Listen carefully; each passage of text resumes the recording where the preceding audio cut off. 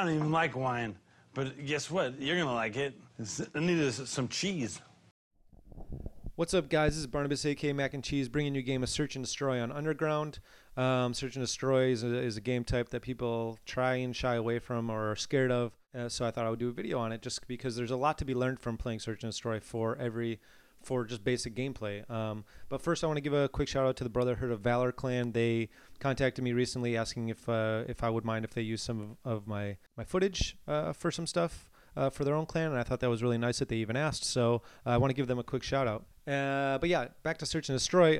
It's a very high-risk game type where either bad luck or poor decisions cost you a lot of waiting time in between each round, and can also cost you the game because you're putting your team at disadvantages. So, but there is a lot to be learned from it, because it'll force you to be a little bit slower or to move around maps more strategically, which I think is very, very helpful in every single game type. So talking about, general class setup, pick any gun that you can get a kill with, and then decide whether or not you want to put a silencer on it.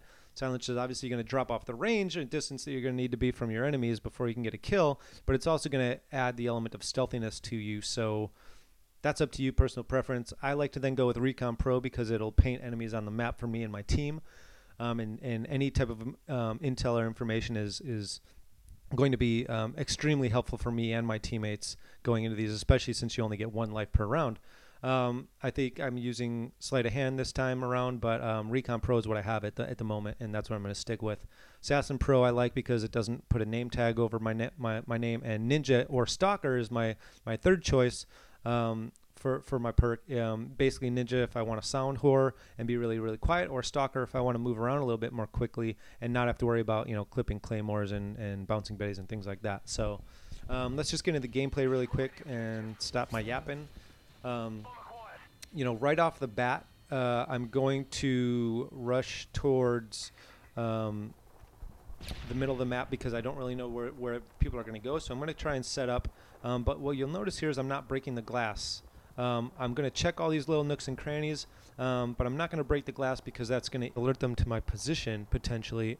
And I want to force them to break the glass so that they can alert me to their position preferably. So as I'm kind of looking through these areas, I'm trying to make myself as small as possible, and I'm ADSing before I move into an area. You heard that the guy just broke the glass. That's how I knew he was there. Now, if he didn't break the glass, I probably wouldn't have seen him to the very last second, and he might have had a chance at staying alive there. So we plant the bomb. I hear some noise over here, so I throw a flash here, and I move out of the way because I don't necessarily want to get caught in my own flash, and B, I don't want them to basically trace back where that grenade was thrown, all a la Predator style. So I see this guy here, or I hear him, and I get a very easy 2 kills that round. Good job. Get ready for the next round. Destroy the objective. Again, kind of doing the same thing. I'm just watching the opposite route. Since last time I didn't get any traffic, I'm checking this other route. I'm going to check these little areas and kind of move strategically, keeping myself as small as possible. Now you see this guy just runs through with his head down, kind of just barreling through, not really ADSing or thinking about this area, not even throwing stun checks, and that cost him a life for his team. So that's what you don't want to do.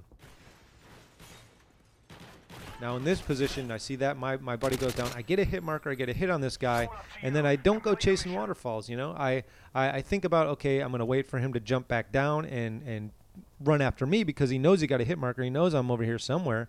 But I'm not going to go chase him because he's got the advantage. He's waiting for me. So I'm going to put that claymore down. I'm going to move over towards A because I got the bomb as well. Even if I didn't have the bomb, I would probably move away from that gun battle. I'm not gonna be a hero.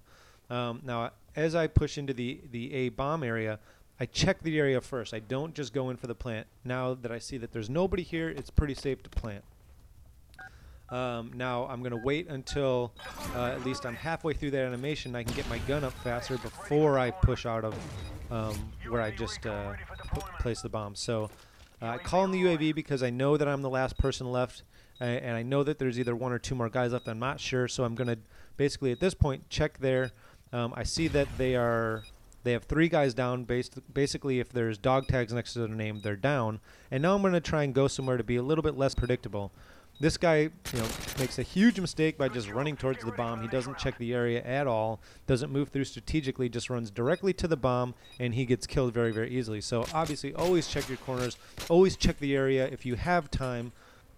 If you don't have time, just, I don't know, assess the situation. If you're close to a kill streak, then I think it's not worth trying to get the bomb. But if you're not close to it, then just rush in and try and get the bomb. But I dropped down some ballistic vests because I like to use UAV ballistic vest with a support package because I can help out my teammates with those kill streaks, and I can potentially actually earn those, especially with the support class through this. Now, as you see here, I'm ADSing. I'm waiting for these guys, and I put this is a terribly placed claymore, but anyways, kind of also just again, since we're on defense, I'm just kind of holding down this area, kind of looking for guys. And before I kind of move around, I'm gonna we got to call out that there's 2 guys over by A in the back corner.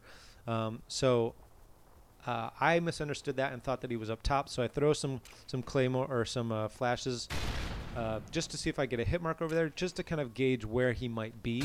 And I got nothing over here, so I'm going to move over very strategically, and luckily Fancy Cheese had already cleaned these 2 guys up, so that was very, very easy.